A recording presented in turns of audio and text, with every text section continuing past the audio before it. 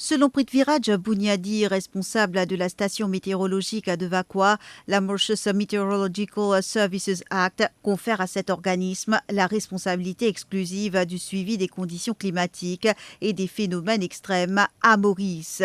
Pour nous, la loi qui nous est là, c'est qu'on appelle ça Mauritius Meteorological Services Act 2019. Mais là-dedans, il clairement montré qu'il nous a un certain rôle à jouer. Par exemple, nous, autorités officielles, pour suivre l'évolution les temps, climat, y compris ben, phénomènes extrêmes dans la République de Maurice, et en même temps, autorités pour émettre ben, bulletin en ce qui concerne si en cas d'un tsunami. Et en plus de ça, nous aussi émettre ben, bulletin les temps et aussi ben, warning. Hein. En même temps, nous donne information climatique, plus nous et dans les autres obligations internationales qui normalement nous faisons faire. La radio est un système de communication primordial pour informer directement le public, souligne Prithviraj Buniadi.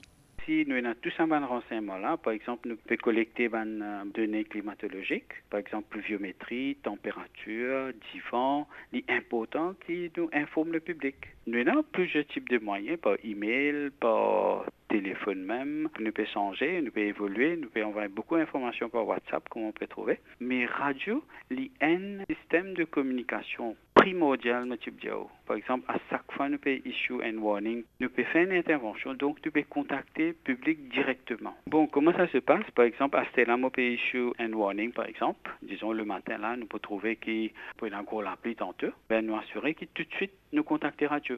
Le responsable des services météo plaide également pour la mise en place d'un stop press permettant une intervention simultanée sur toutes les radios au lieu de messages diffusés séparément. Nous pouvons servir social media, d'écoute, mais moi, je pensais nous faisons faire une façon, disons, nous pouvons envie faire un stop press, comme je dis, ben, à n'importe quel moment, nous pouvons faire cette intervention, nous pouvons peut-être une sorte de système de communication, comme je dis, nous pouvons contacter radio, nous pouvons venir live, et en même temps, nous pouvons faire intervention dans toute bonne radio qui est là, pas nécessairement individuellement, nous pouvons envie faire intervention, et c'est le fait nous faire intervention dans toute radio qui est là. Arvin Bojan, enseignant, souligne l'importance de la radio pour les élèves, les parents et les enseignants en ce qui concerne l'évolution du temps à Maurice.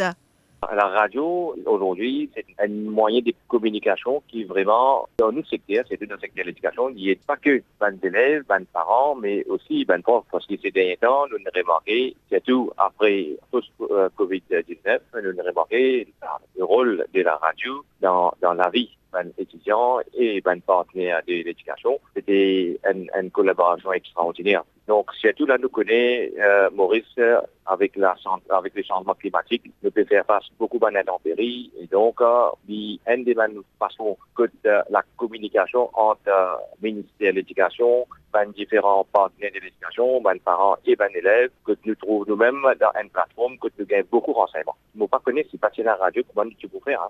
Mathilda, une mère de famille, confie d'ailleurs qu'elle s'y fie pour décider d'envoyer ou non ses enfants à l'école en cas de mauvais temps.